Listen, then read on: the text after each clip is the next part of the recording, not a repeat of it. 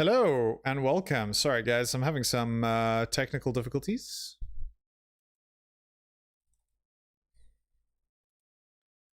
That I'm going to do my best to solve.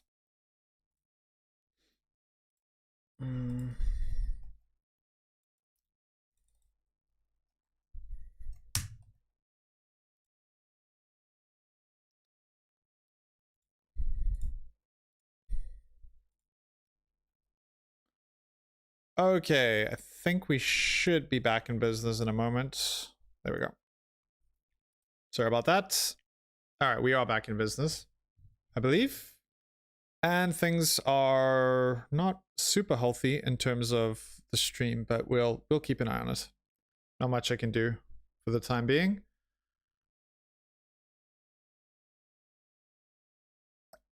I think what I'll do is I'll just check on my phone. Maybe that's the easiest way. All right, so Gukesh has played g4 on the board.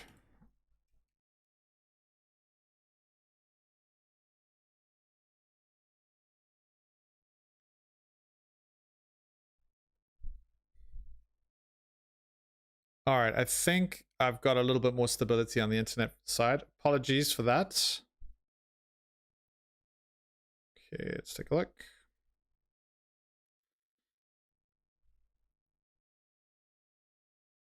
All right, there we go. Okay, we're up. That's good. Apologies.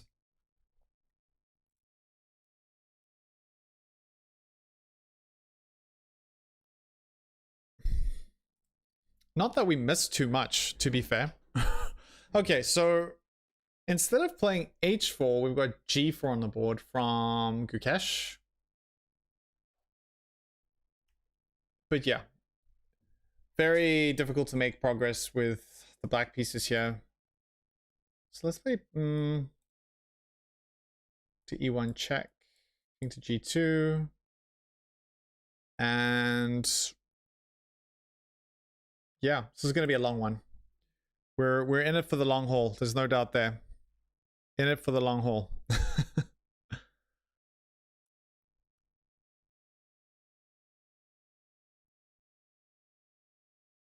All right, so we have this move on the board, bishop to d5, attacking the rook. Rook to e1 check would not be massively surprising. Rook to e5 is another option. Getting out of the way. Internet gambit. Yeah, that was it. Thanks. Oh, man. Fortunately, in South Africa, the internet is not massively reliable in the same way in other parts of the developed world. So sometimes these kind of things happen. And you just gotta roll with the punches, you know? That's the whole thing. If life gives you lemonade, then you... Wow, no, that's not how it goes. Oh, you have to get lemons first, and then you make lemonade. That's it. But yeah, unfortunately, a little bit dodgy.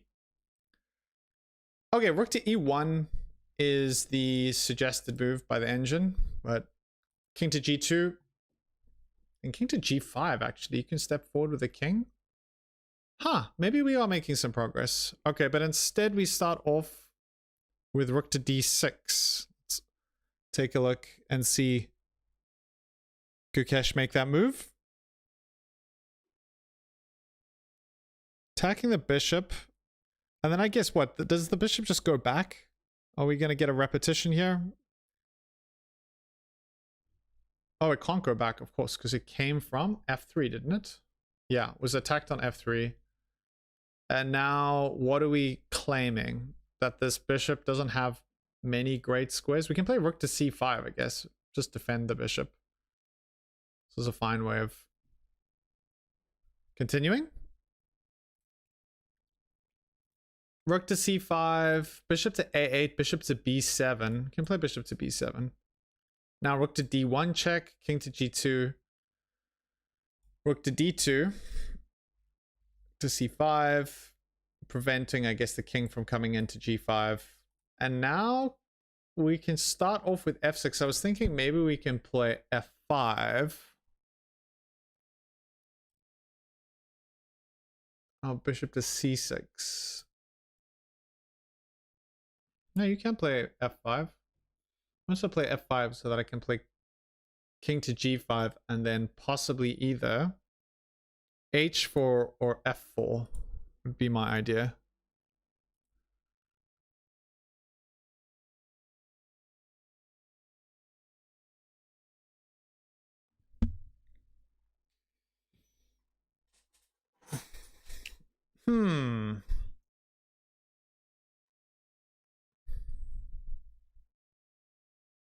Yeah, but I mean, I guess it's just time consuming.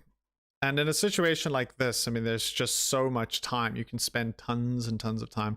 But I think we would all agree that this kind of end game, I mean, I don't know, could result in something, but just feels a little bit fruitless. And with the tie breaks tomorrow, I understand why Gukesh is playing on here. But really, I guess there's a part of him that will be aware of the fact that it's very, very likely that all of this work is just for nothing and that he might be better off just taking the draw early on and yeah, waiting to fight tomorrow and preparing for tomorrow, getting some good rest.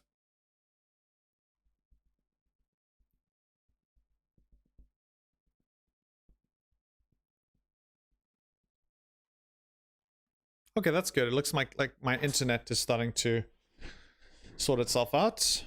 It's good news.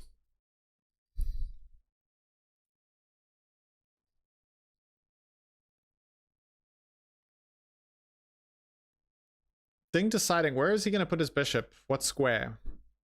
Can he also defend it? So if we play rook to c5 instead, now what is the plan? We can actually play f5, f3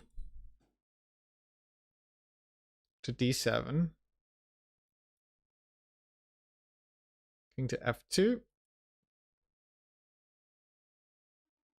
g5. I mean, I guess I can even just play this. Just close the position off completely, and now this is like... I mean... Maybe, actually. Maybe... No, okay, check. Ugh. The c5.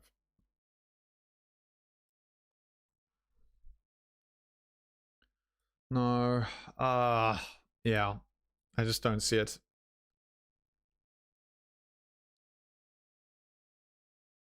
I think like one of the things that would be interesting is these kind of situations. Okay, when you have the engine, that helps, but if we went back like 100 years, I would love to know how accepted it was in terms of like, oh, okay, yeah, this is just a draw.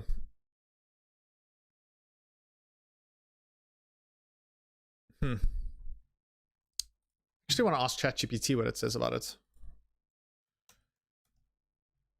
Okay, let's say 3.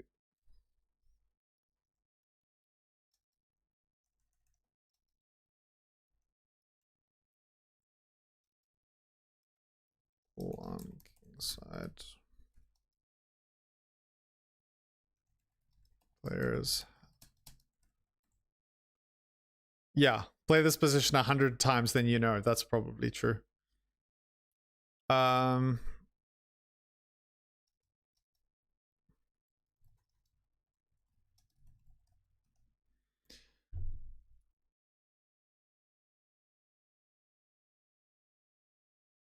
Yeah, I mean, we say that, right? We say that, but like, there's clearly a reason why Gukesh is still playing on.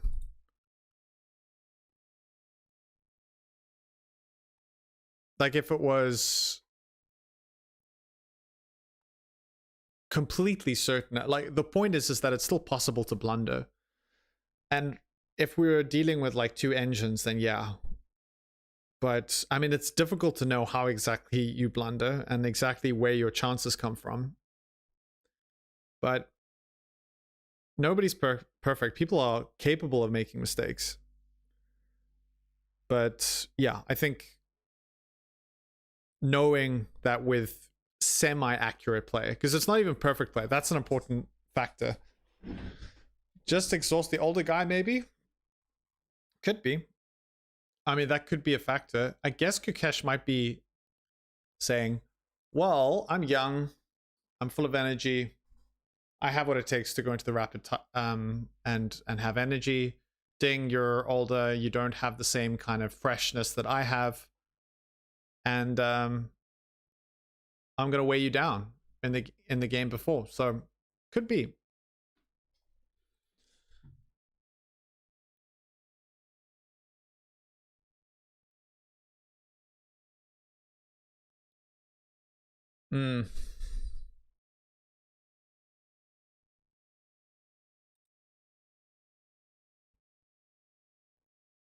Yeah, it could be the case that actually that's the strategy. It's just like, all right, let's wear him down. I have an hour and 11 minutes on the clock. Let's get him down to a point where he's playing on increment, and then let's see.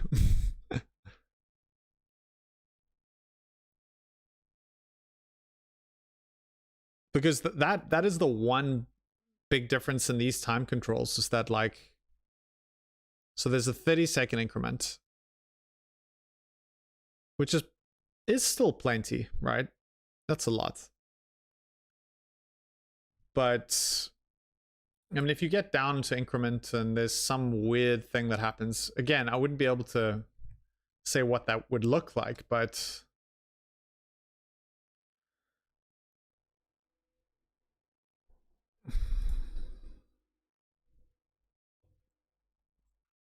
I mean, if Gukesh is like, okay, I'm up a pawn, I know this is a draw, obviously, but let's continue to play on, let's wear him out. There is a big time gap. So there's like multiple factors. There's a big time difference. I think that I'm stronger than him physically and mentally, and if I can wear him down today, then I'll have a better chance tomorrow. And it's not out of the question that something insane can't happen in this endgame. Even though it really is.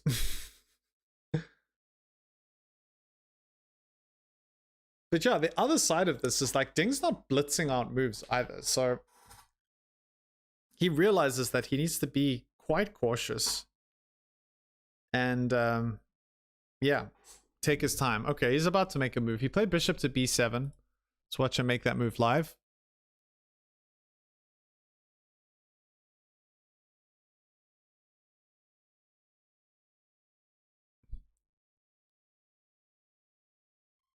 Okay, bishop to b7 on the board now.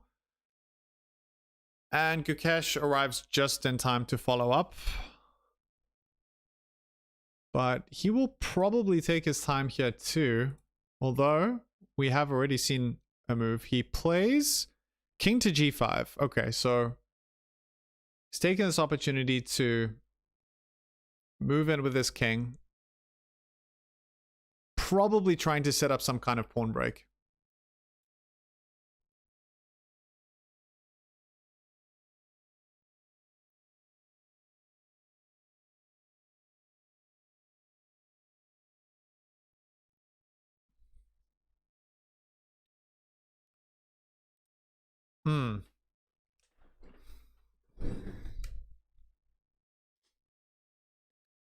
Swastik004 says, yeah, Gukesh is just pressing Ding to get into time trouble and also to exhaust him. Yeah, that kind of makes sense. Okay, Ding has gone for f3.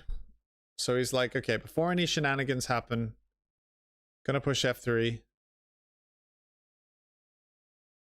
And yeah, you can throw in a check.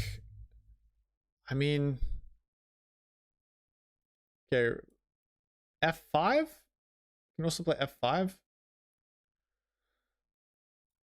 And you can still just throw in a check here if you play f5. King moves back.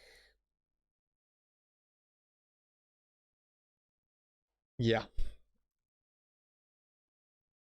But I feel like Ding is trying to finish this game off now. He doesn't really want to go into, like, have this sort of drag out for an eternity. And the problem is that I mean, Gukesh has so much time. He has an hour and 10 minutes. It's like endless amounts of time to try and figure something out.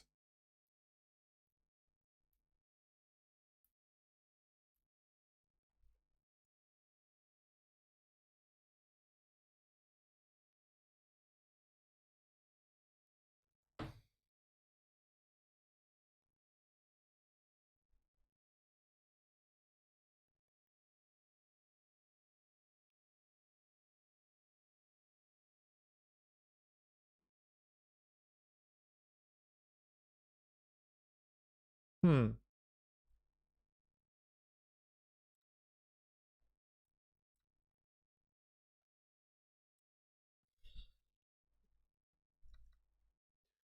Yeah, I mean, you can still capture, but I think the whole point is for black to try and create some kind of outside passer,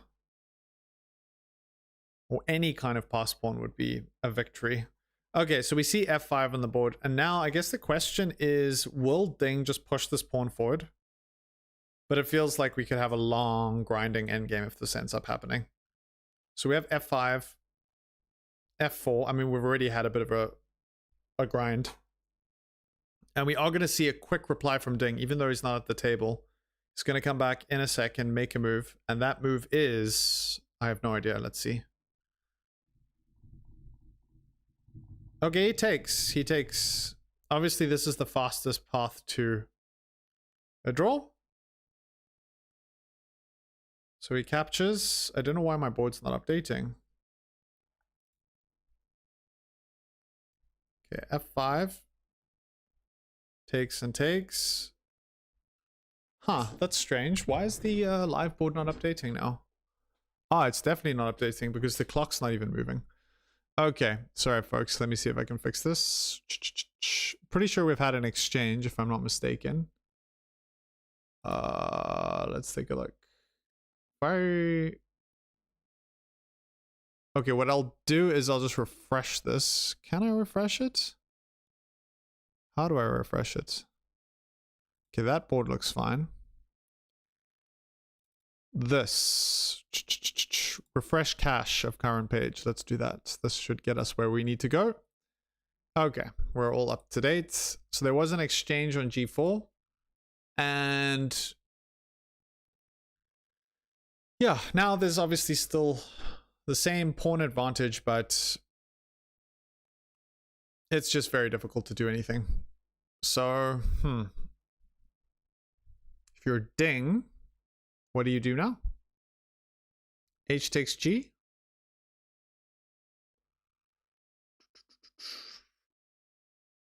All right, rook to C7, to D3, king to F2, to D2 check, king to F1, F6. Just feels like there's so much repetition here. Like there has to be some way of forcing a draw.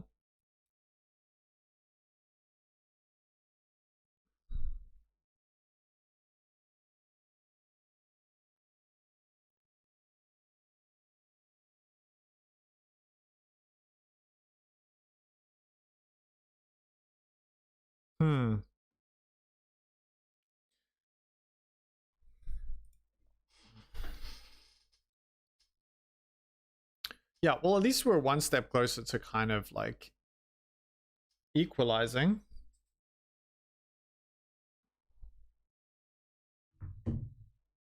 Yeah, I'll be back just a moment.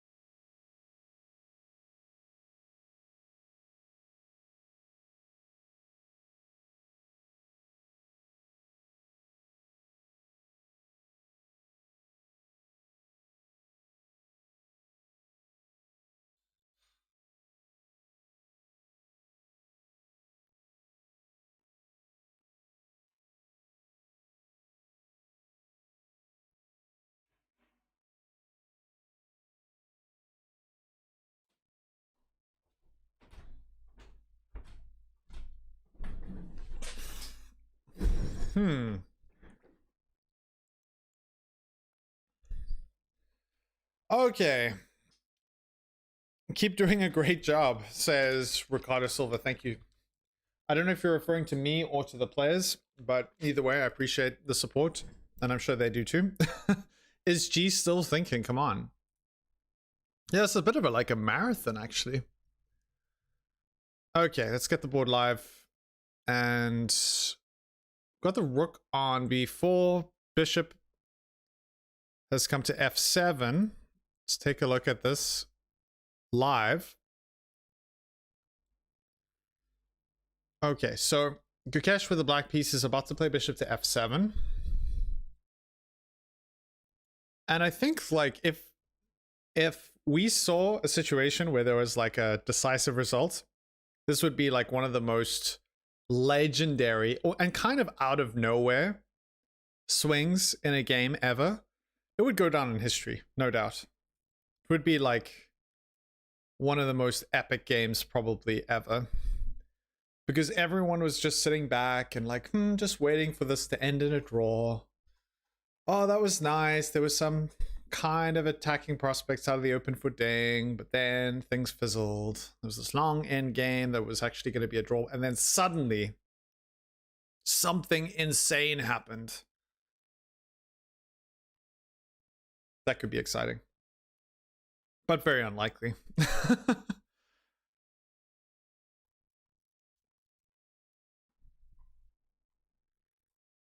So I guess like the reality of the situation is that we want to try and push this pawn. But maybe, I wonder if maybe we're offering an exchange here. Okay, let's play rook to b5. Okay, so we can't allow this. Say, for example, we play like rook to c4. Or not rook to c4, because that hangs a rook to a4. Can we actually benefit from offering an exchange? Probably not, actually, because it walks into rook to d4. So that doesn't work. Okay, so then what exactly is the point of playing bishop to f7? Do we want to... Where do we want to put the bishop?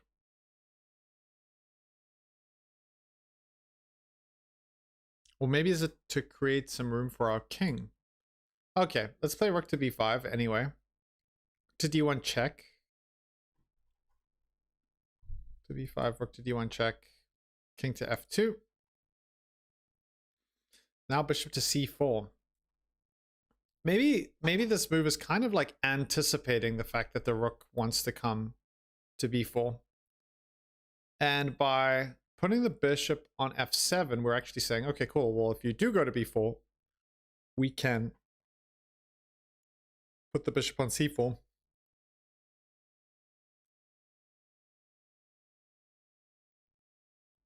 Okay, we're seeing a couple of quick moves from the players. We have a check.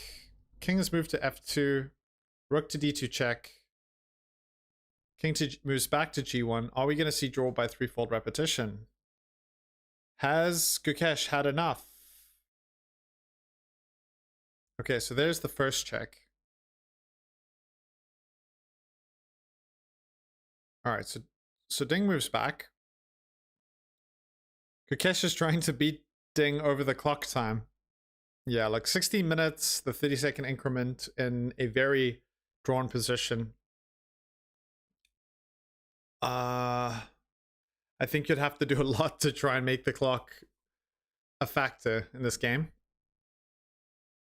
But I'm curious to see. Maybe we throw in a check on d1. This would be a possible draw by threefold repetition. So Gukesh has the opportunity to.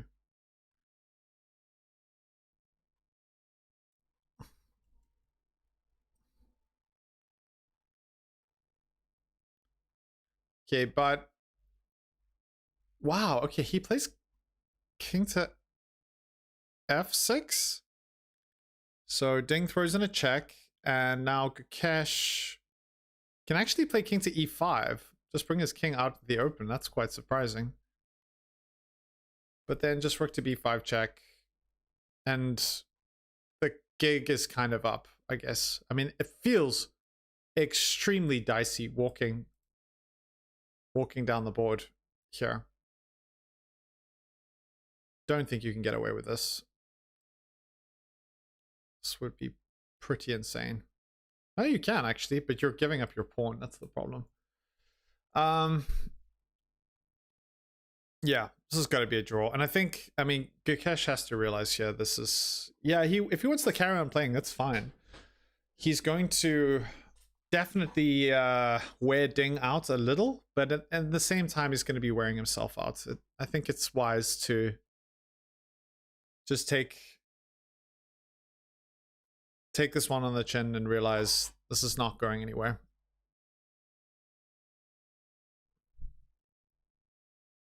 And if anything, I mean, he's actually done really well. He hasn't lost this game. He's forced a tiebreak.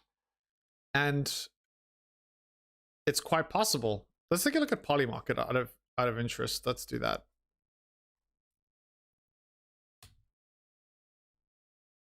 Okay, so check.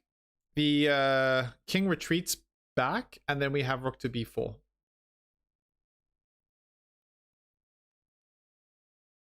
Okay, the bishop comes out.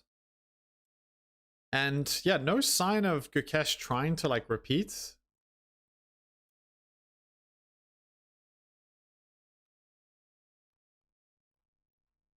Wow, what's really interesting is that chance for Ding winning, okay, it peaked at 60% and now it's dropped back to 56%.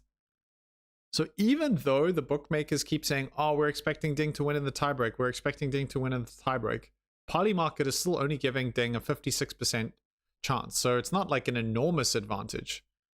And if this game is drawn, which is looking very, very likely, then maybe Ding's chances go up slightly to like 58% or something. We'll see.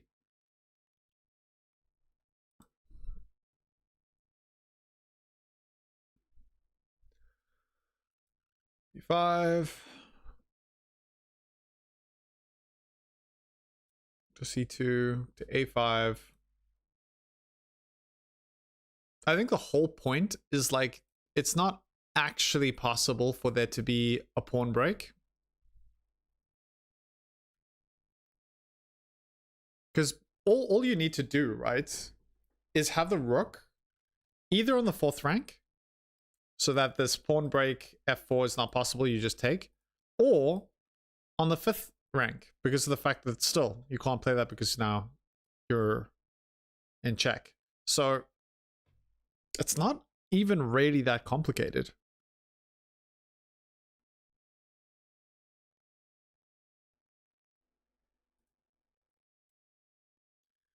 To b5, still can't play this. Rook to e2. To c5. You just hang around here. Don't do anything special. To a2. King to f1. Rook to d2. To e1. Rook to d3. To f2. Yeah, it's just super repetitive. So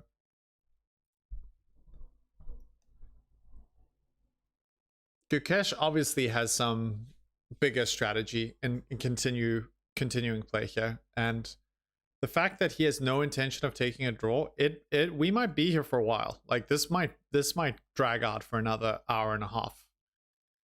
He wants to use all of the time. Like he's not interested in taking a draw. He wants to shuffle the pieces around for as long as possible. And I think this is part of like a different strategy that is not really related to the outcome of this game, which is very clearly a draw.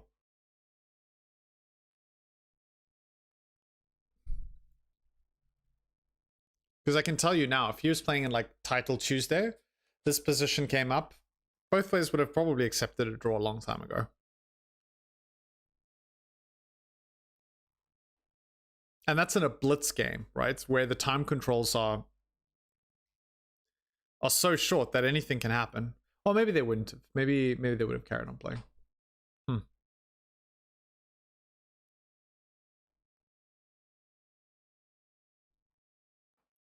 Itachi's welcome to you. Wow, the game is not done yet. Holy moly. Yeah. We're all in agreement on that one. We've been waiting. yeah, for the players to figure this one out, but not quite yet. I mean, Gukesh is still up a pawn, so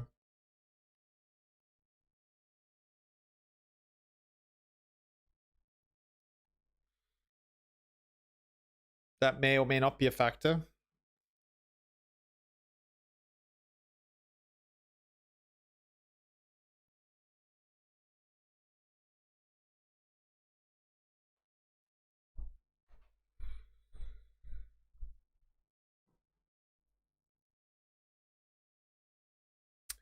Yesterday, also some picture, Gukesh up a pawn, and it was a draw. Yep. Was that yesterday? Huh.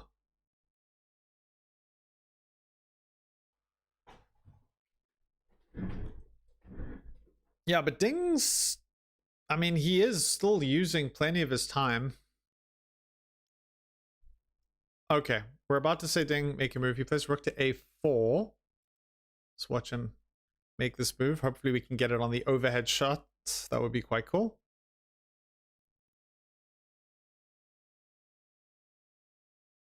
Ah, 3 versus 2. Okay, so there we have rook to a4 on the board, and now... I mean, what's the plan? Because you can just go back and forth, basically. And I feel like we're at a point in the game. I mean, I said, actually, that this could get drawn out. But I'm not sure if it can, actually. Because of the fact that we're entering into territory that we're not going to see a pawn capture. We're on move 52. I think playing on forever is the correct thing to do for the last game of the match. Yeah, absolutely.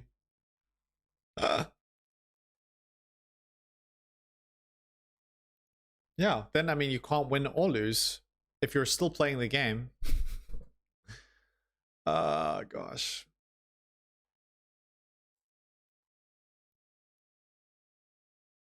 Yeah, so the idea is that if a pawn hasn't been captured in 50 moves, I mean, we're still nowhere near that. There's still a lot to do.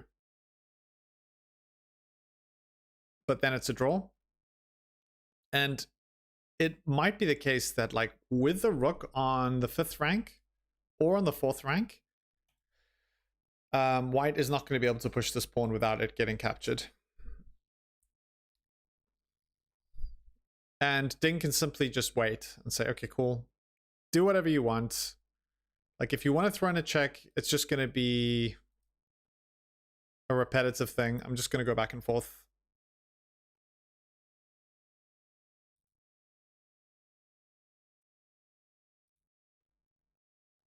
Out of interest, we have 98.5% accuracy from Ding so far and 98.8% accuracy from Gukesh. I mean, Gukesh could still pull an alpha 0. But honestly, I don't think you'd actually be able to... Even a chess engine that could play on forever, I think a human would be able to defend this position with white.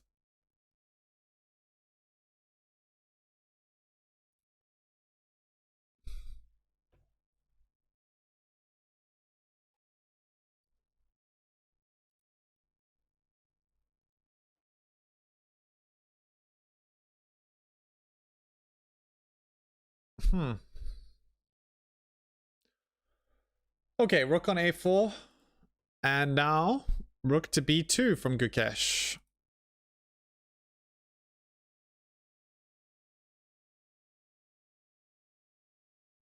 Attacking the bishop on b7.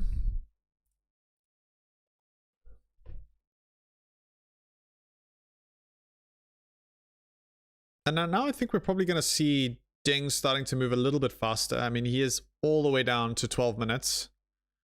Still has plenty of time, but could get a little interesting if he's playing off of increment.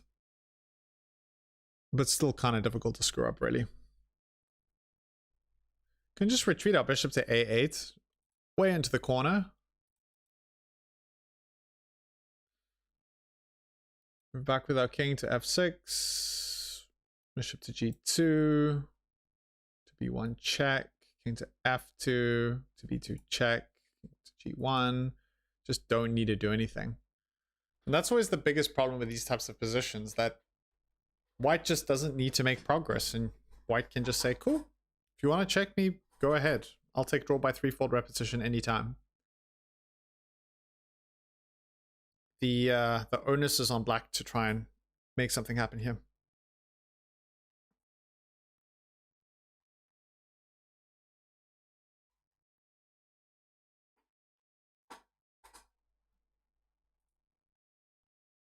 The one thing that I'm kind of curious about, like, Ding tends to do this a lot. What is he thinking about? Like, I have no idea what he's thinking about.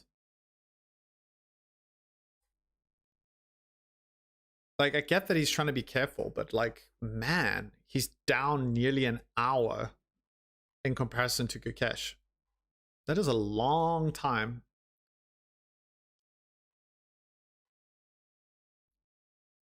Me too, says the real one. Yeah, I mean, we're sitting here wondering,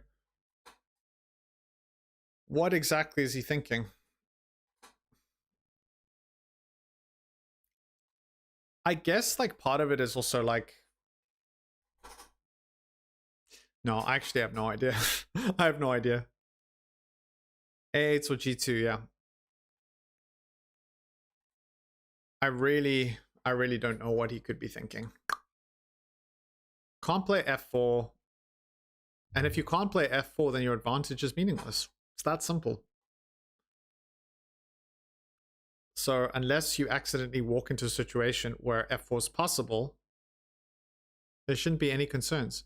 And I guess what's also a factor is like, with a bishop on the A8 H1 diagonal for white, it's even more unlikely that black actually is able to make any progress and try and drum up some counterplay with his light square bishop. You could argue it's like a study. It's a study. Okay, so we actually have this on the board. Bishop to A8. Oh, molto fantastico.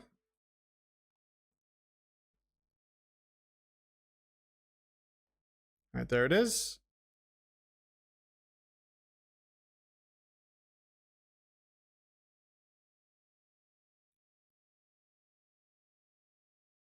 And at least Gukesh is playing quite quickly.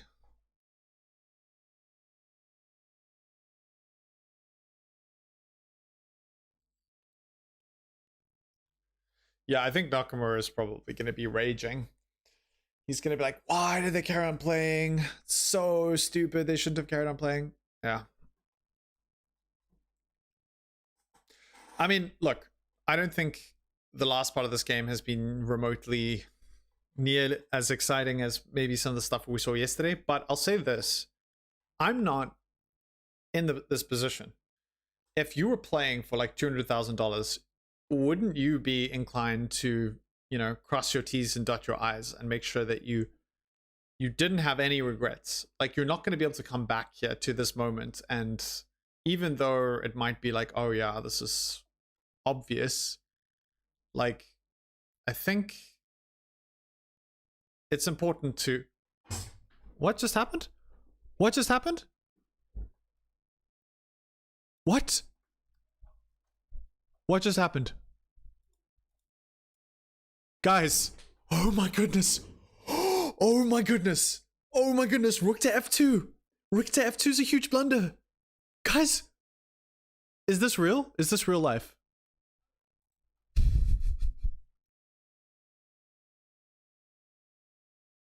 This can't be on the board. Like, is this a mistake? Am I going nuts? What just happened? Rook takes F2. King takes F2. Bishop to D5.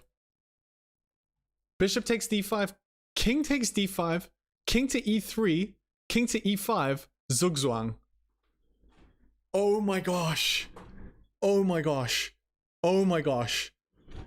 What? What the heck is going on? Oh my word, I cannot believe this is happening. This is absolutely insane. We're gonna have to like go through every meme. literally cannot believe this is happening. This is completely bananas. What on earth? Like, literally? Dude, Gukesh. Gukesh has to find this. He has to realize that this is just takes. This is just take the rook. Just take the rook. Oh my gosh. Okay, we need the doom zoom on the players. All right, was that a victory? Is that a victory sip that Gukesh is taking right now? That might be the victory sip. Guys, if he takes this rook, is this just an endgame? Hold on, I want to confirm this. Okay, so takes. King to e3. King to e5, right? It has to be like a thing where you... And then f4. King to e2. f3 check. It has to be that it's like... Oh my... Oh my gosh, this is crazy. This is absolutely insane. I cannot believe this is happening. I literally cannot believe this is happening. After all of that, this is why he carried on playing, guys. This is why he carried on playing. I think Ding knows. I think Ding must know. He must know. And Gukesh gives him this look. He's like, yep. Do you know what's about to happen? Because I do. Oh my goodness. This is absolutely bananas. Guys, we're about to see a new world chess champion. If Gukesh can just follow the next couple of moves, get the sequence of moves right, it's not difficult to find. And Ding, let's take a look at Ding. He is feeling it. He knows exactly what has just happened. I cannot believe... I'm just lost for words right now. This is absolutely unbelievable. It was just a huge misstep. I think he thought he can play rook to f2, exchange rooks, and then it's over. It's done. And now it's all sinking in for Ding. You gotta feel for him. Oh, poor Ding. Poor Ding. I wanted Gukesh to win. Gukesh to win, but I just feel so terrible. Not like this. Not like this. Oh my goodness. I mean, this is heartbreaking. That was diabolical. I mean, this is something else. I cannot even come to terms with what we've just seen over the board. It was draw, boring. Everyone's going to sleep. And out of absolute nothing, a catastrophic blunder from Ding. And when I say catastrophic, I mean it does not get more catastrophic than this. Exactly like this. Cannot win in a more honorable way. Oh, I don't know. I don't know. Oh, man. You just feel for Ding. You just feel for the guy. He has put up an absolutely spectacular performance and now sitting with just 1% on Polymarket to win this year's World Chess Championship. I cannot... I mean, I keep saying this, but this is just unreal. And guys, we're about to see the players shake hands.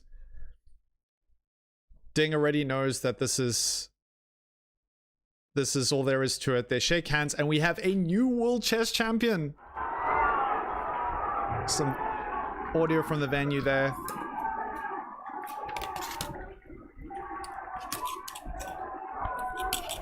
Unbelievable. Unbelievable, unbelievable, unbelievable. I cannot believe that that happened. Wow. I was certainly not expecting it to end this way. I was expecting that we were going to have tie breaks tomorrow, but man, there was a very, very dramatic end to this game. And let's take a look at the analysis. What happens here? How do we win? F3, king to e3, king to d5. You can basically go anywhere. King to f2. And now the king moves forward to d4, king to f1, the king, and we can even play f2 here, which is insane. King takes f2, king to d3, king to f1, and then we infiltrate to e3, and we're eventually going to be able to shoulder this king, take this pawn, and promote on g1. And absolutely devastating way to lose. And just a small detail that Ding missed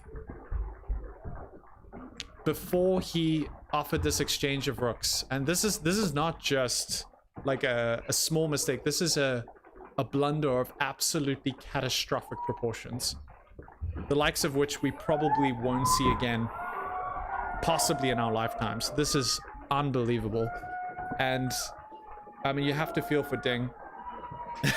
A membrane potential says exactly like this. I didn't want to see it this way. I didn't want to see a blunder. Right.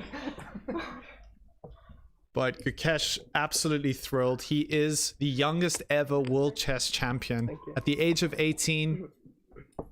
And he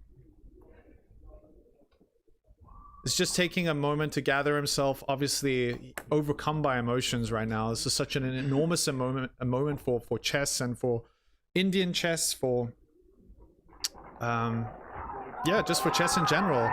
And there he is celebrating. I mean, he's absolutely thrilled, and he should be. Yeah, and disappears into the sunset. What an incredible, incredible result. Guys, Gukesh winning what seemed like a completely unremarkable endgame. I mean, it just came out of nowhere. It came out of nowhere.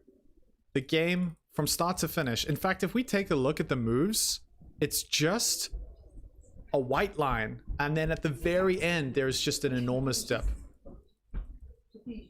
And let's just pull this up on the analysis board. Nothing really to write home of. There was a little bit of an edge for Ding out of the opening, but Gukesh knew something. He knew something, that if he was up a pawn, there was a possibility that some huge blunder could come, and he kept putting on pressure. Ding was under pressure on the clock, and this led to a moment that will be etched in chess history, where Ding played rook to f2, offering an exchange, and if you take this rook and exchange bishops in the center, which is exactly what happened, Black is able to shoulder the white king into submission and ultimately push one of these pawns, pick off the last remaining white pawn, and promote on g1, and win a completely won endgame with the queen. Yeah, just unreal, guys. A real surprise. I know there were a lot of Ding supporters. I feel for you. Unfortunately, Ding didn't win it this time, but we do have a new world chess champion, and that is a wrap, guys. We got through it. 14 games, 14 different thumbnails. It's the first time that I have live streamed the World Chess Championship, so thanks for joining me. It's been a lot of fun. I've really enjoyed hanging out with you, getting to know all of the different people that have showed up in the chat. And I will be live streaming probably next week. I might just be playing some games just on chess.com. And yeah, keep an eye. I'll probably set something up maybe next week into December just to have some fun and connect with you guys again. All of the people who have chatted, it's been really great getting to know you. So I'm not going to disappear now that the World Chess Championship is over. But yeah, we'll be just focusing on having fun and kind of more relaxed hanging out, which I think will be awesome. But yeah, thanks guys for joining. It's been a real blast, and I will definitely see you guys soon. See you for the next tournament, I guess. Yeah, hopefully before then, for sure. But thanks guys. Thanks to the Real One, Membrane Potential, Itachi, everyone who's joined for this year's World Chess Championship. It's been a blast, and I will see you guys all very soon. So thanks again for joining.